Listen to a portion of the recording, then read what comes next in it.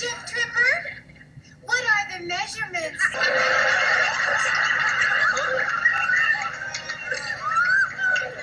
You know, the ingredients.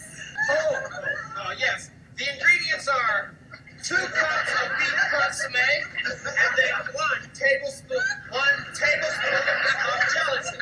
Stir over a low flame until the gelatin is completely dissolved, and then 1 tablespoon of cognac. If you want to taste a really delicious poached salmon, take it from somebody who knows. This is a great aspic.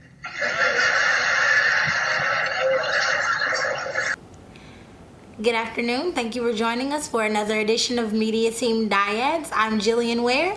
And I'm Courtney Wilson. Scenes like this one from the late 1970s, TV sitcom Three's Company depict sexual innuendos and comedy spoofs at their best.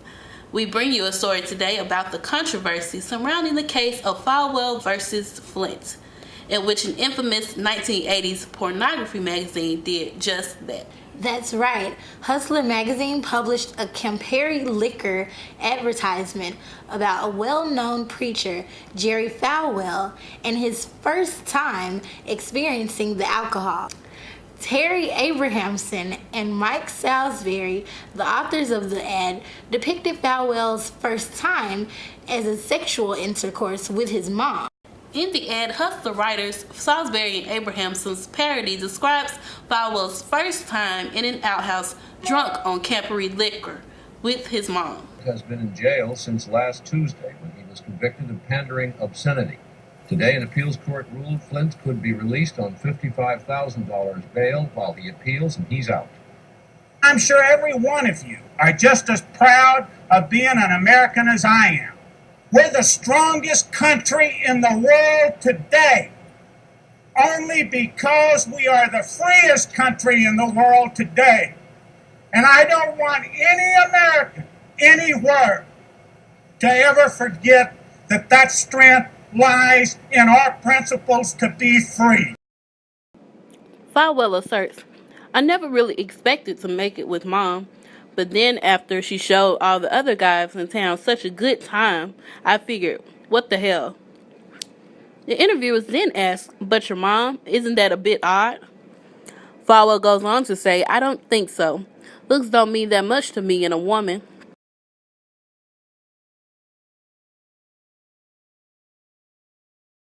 Once published, the ad sparked much debate among Hustler magazine's publishers and Falwell about the way in which Salisbury and Abrahamson depicted a preacher in an incestuous activity.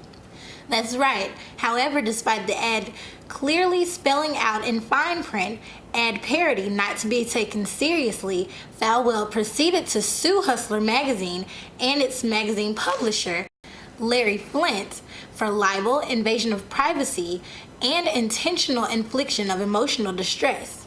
The rule of law surrounding this case, however, explains when an advertisement creates or depicts a parody of a public figure with content no reasonable person could consider true, the public figure cannot sue on the grounds of emotional distress. The lower court found Flynt guilty and he was sentenced to prison and was made to pay a fine of $11,000. Yes, but the District Court and the United States Court of Appeals for the Fourth Circuit found on the basis of the suit that no reasonable person would agree to the truth of parody. While it is distasteful, the court found it not to be malicious. Our very own Jillian Ware interviewed a few Jackson State students about the issues of the case. When asked their opinion, their views about the circumstance and the allegations were definitely interesting. Take a look. As a minister, if he's respected as a minister, regardless, it should be like that. It should be kept in that way. So if it says, if the news article was reported as a parody, once again, it really wasn't that big of a deal. So he should have just let it ride, because he's still going to be respected as a minister regardless of where you go. I agree with her about if it's a parody, that he probably should have just, went along with it as a joke. And even if he, since he didn't know it was parody, or if he claims that he didn't, he should have been more literal what he was saying and made it really clear about what he was talking about. Because what he said, you could have took it anyway, as you see, like, that they did. But I don't think that he should have took it to court at all. If anything, he should have just talked to them and see if they would change or make another article explaining the situation.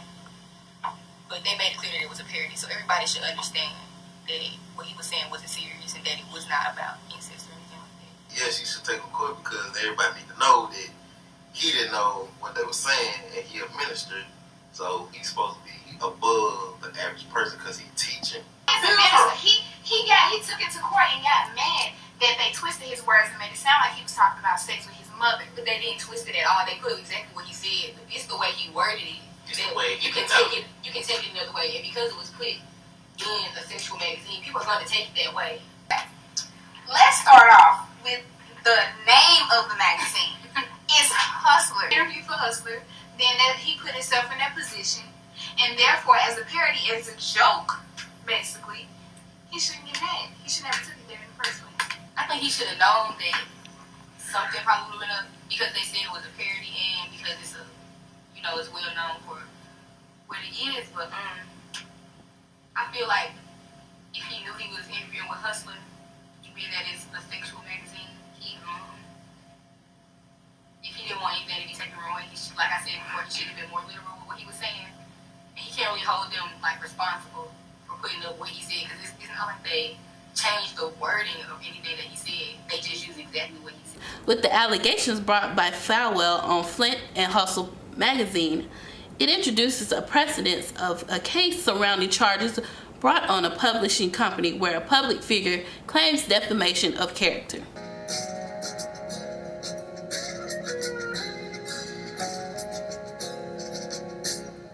Peter's anger was a man. Peter's anger had a plan to criticize the government.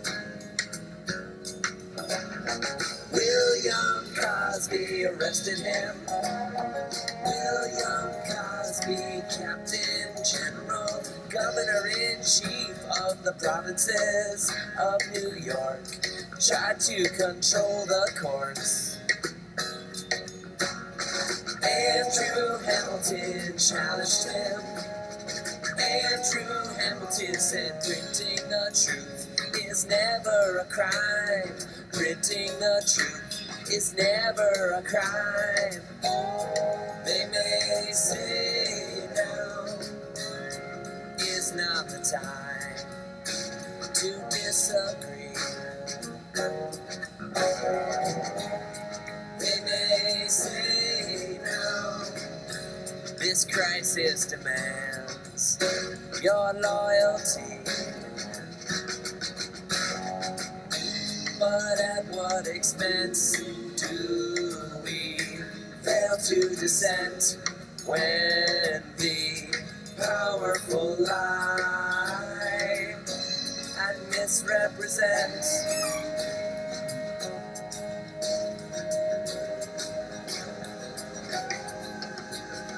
Peter's anger was a man. Peter's anger was a man. Printing the truth is never a crime. Printing the truth is never a crime.